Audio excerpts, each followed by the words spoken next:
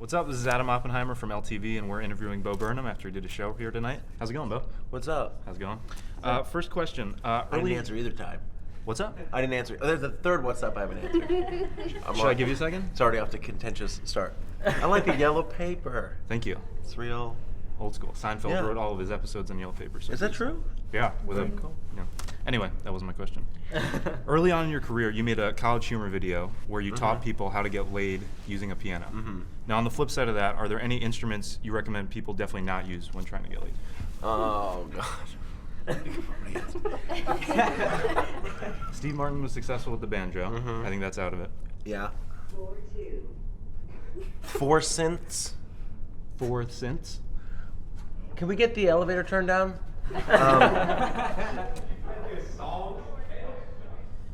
Okay, sorry, what was it? Unsexy instruments? Yeah. Like what wouldn't get you 4 cents at the same time?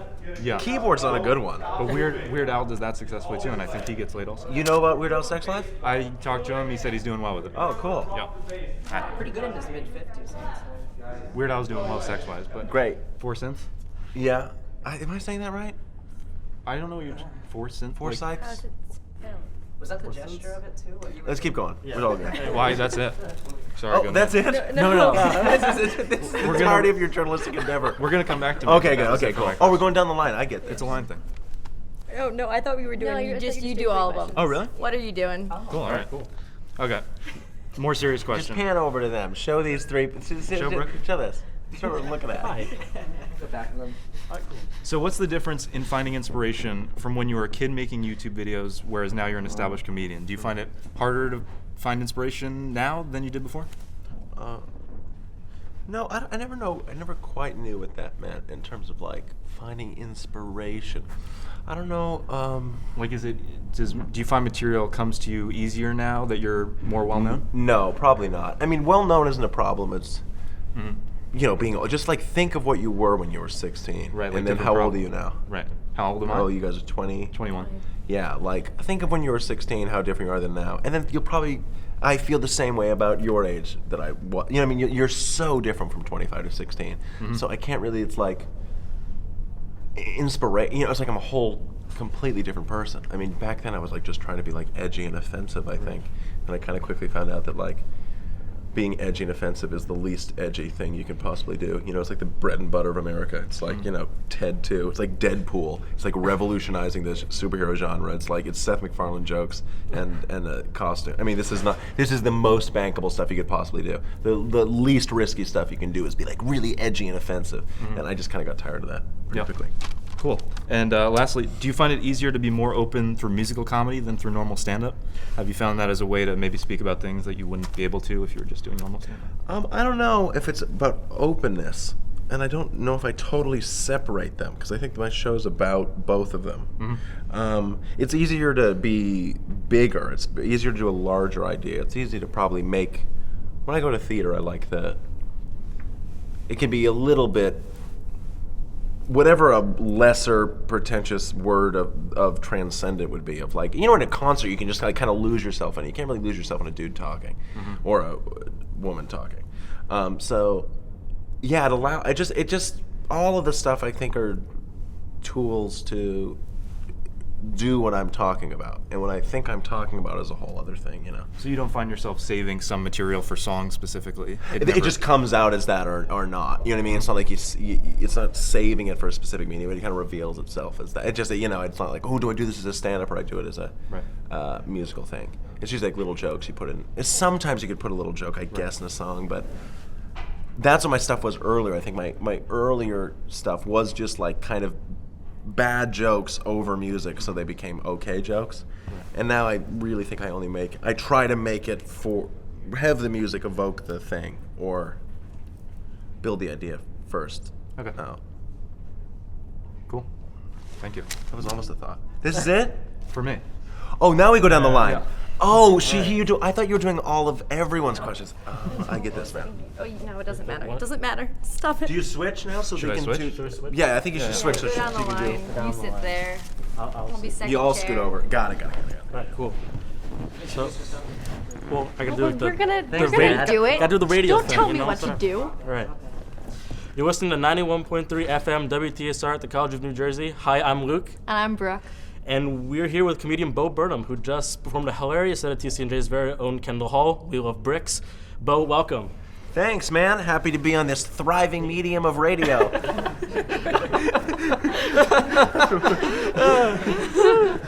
All right, cool. So first off, you've come into comedy with a much more theatric and like classical style comedy.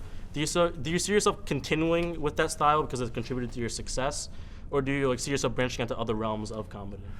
I don't know, man. I am not lying when I am saying it's a very good possibility I don't do it anymore after this one comes out in a couple months. There is a real possibility of that. The show is sort of about my anxiety towards performing. I mean, today was fun and we screwed around with the kids and stuff. But you'll see in the special what it kind of is about.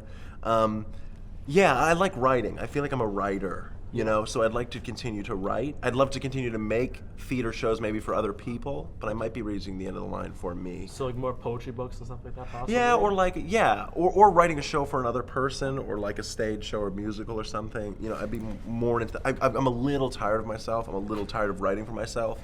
I kind of want to collaborate a little bit. There's only so much I can do, and so much of what I write is limited by my ability. Like, I'm not a great singer or anything. It'd be so great to write for someone who can really belt.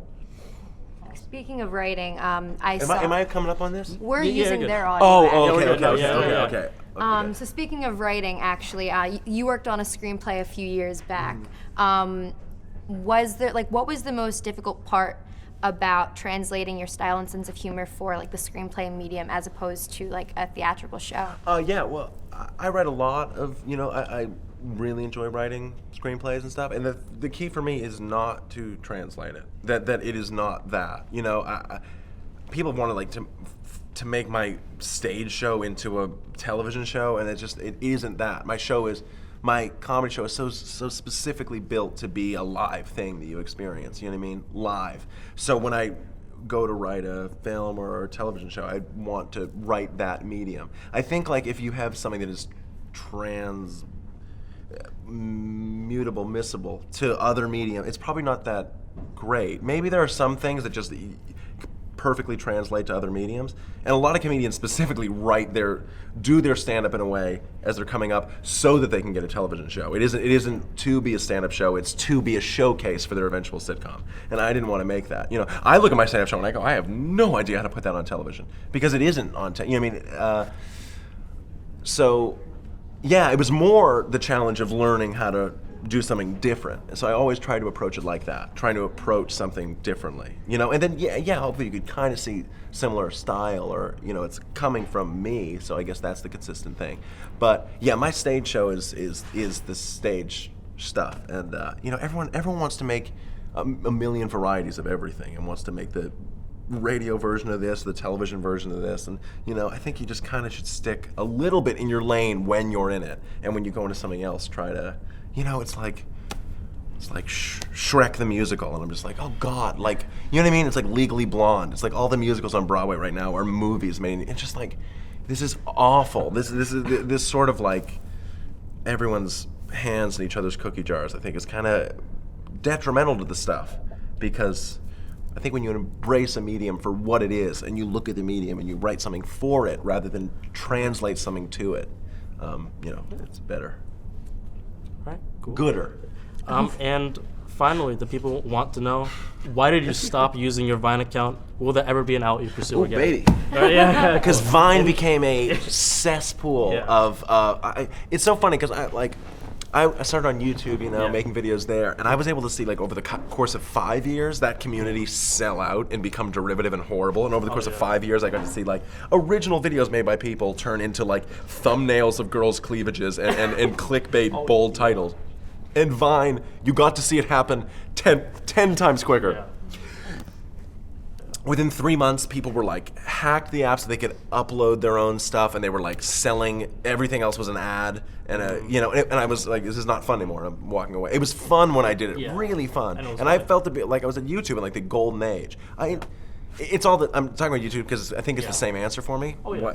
And in 2006, 2007, when I was 16, 17, you guys were 10, whatever. I was convinced and I think most people were Oscar-winning movies and shorts and everything will be YouTube videos in 8 years. It has not happened. And the reason it hasn't happened is because, like, it just sucks. I mean, go on YouTube and look at like a majority of user-generated content. It is god-awful. I know there's some really good stuff, and I know there are probably a lot of people doing good work. They're not getting the most views. The most popular people are, you want to talk about like translated mediums and derivative stuff. It's just like kids talking about other pop culture. It's the Tonight Show posting their own clips on it. Yeah. This was supposed to be like the medium that bypassed all the corporations and bypassed all this stuff. And it isn't.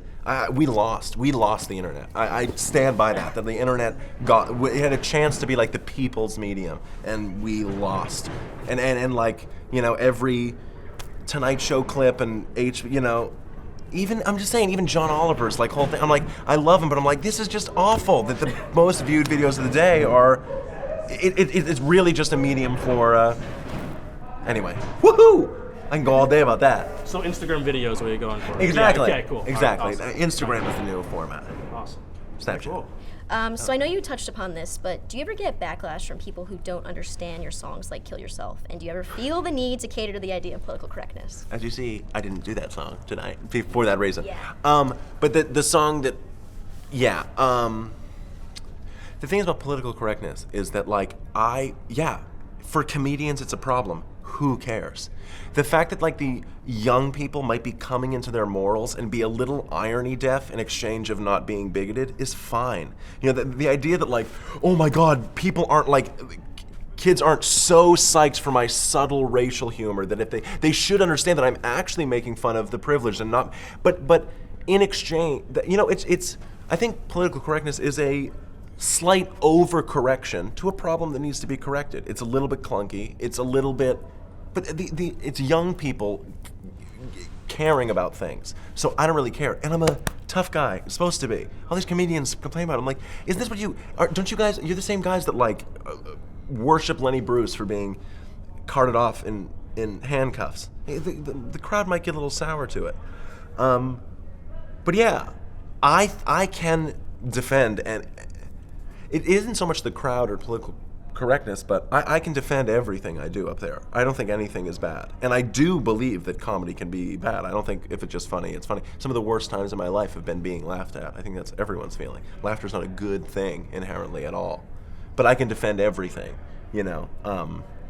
But I could also, if someone were to say, I didn't like that, the point that you're making doesn't, like the point I'm making when I get called, like the show calls me a faggot in the show. If someone were like, I don't like hearing that word, I just don't like hearing, I'd be like, that's completely fair. I mean, I can defend it in terms of like what it does in the show and what it is for me. But if someone's offended, that's completely fine. I mean, that's what you're doing. You're putting, you're asking for people's judgment and you're asking for their approval. So you might not get it. So who cares? I don't know. I just think, like, if comedians spent half the time working on their shows that they did talking about comedy or talking about the problems with comedy would be a lot better. It's a lot of guys sitting around in smoky comedy clubs talking about the idea of their lives for 3 hours a day and performing for 10 minutes, you know. So, it's all crap. And I called this when it happened, sorry.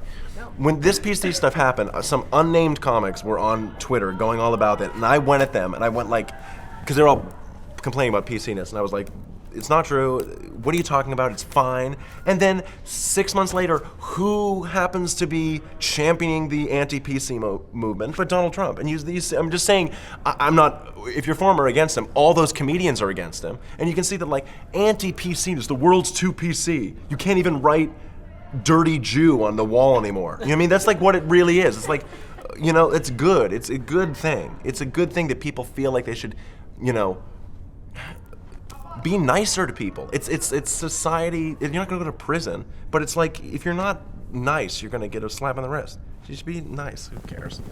Whatever. And if comedy goes down the drain because of it, good. I don't give a crap. Good old question one. Or do you think that students can relate to your comedy more over others, since this is your like target demographic? Yeah. I mean, I don't have a target demographic. I mean, I do practically probably have a demographic that is ends up being the target. I don't have a target. I'm like trying to in some way. But yeah, for sure. I mean, I definitely am lucky because I really can't take the idea of a multi-millionaire who's been on top of the comedy world forever being really upset about, I don't know. I just, Anthony Jeselnik is a good friend of mine. Like, say friend of mine. If he says good, he'll make fun of me forever. Like, he performs at colleges all the time, and he's like, bring it on. If you don't like it, bring it on. This is what it's about. What, are you scared of a bunch of 19-year-olds that are like in like taking sociology classes? Like, who cares? I'm saying, like, what's the flip to it? I don't know. The idea is this hostile environment towards these things. I just think, like, I don't know. I get to get up there and talk for an hour. If someone wants to write an angry blog or an angry article about it, it's the least they can do. Everyone wants to express themselves. Everyone wants to be heard, right? And it's all these comedians that get up and are just heard nonstop forever, get so angry when the audience has the same impulse, whatever. That makes sense. So this one's a little bit more serious. More serious? Yeah, so prepare yourself. All right, so during the last song of your tour, and obviously you did today, you mentioned feeling like you had to put your fans' happiness kind of before your own. Do you feel like your success is worth it, or does it ever make you want to stop? Yeah, well, the truth is about like all that stuff is that like it's still, me on stage is still a character. Right. It still kind of is. It is me as a performer. So for me as a performer, them liking me or not is life and death. The good thing is that truly in my real life, I have strong personal relationships and stuff that fulfill me to the point where I don't totally 100% need this. So I'm saying I'm much more dramatic. It's funny that like I do something crazy and funny and people are like, ah, he's kidding. And then I do something a little dark or whatever and everyone's like, this is him. This is absolutely him, Both are exaggerations of something. But yeah, I mean, I've never been great with performing. I've been, I've had panic attacks on stage in front of like 2,500 people, It's very strange to me. And I feel like I signed up for a life that I wouldn't have necessarily chosen if I had started now, when I was 16. But the more important thing to me, I think, and what I figured out with this show in particular, is that like comedians talk about everything. And they hold, everything's feet to the fire, and they're exposing truth, and they're speaking truth to power about government and society and blah, blah, blah. But they're never really speaking truth to the power that they're actually participating in, which is performing. Which is like the actual truly what I think the thing I have am most qualified to speak about that's troubling is celebrity and attention. That's what I do. So for comedians to get up and, fucking airlines and Bush and all, it's like, yeah, but you're sitting, you just by doing this, you're perpetuating this stuff. So it was tough for me, and why my shows always are a little strange and conflicted, I think, is because as I grew up and came in, I think I realized, I hate a part of this. I truly hate, it sounds so lame to say, but I really do think celebrity is so bad. So bad in all of its forms. It's really corrosive to people's spirits.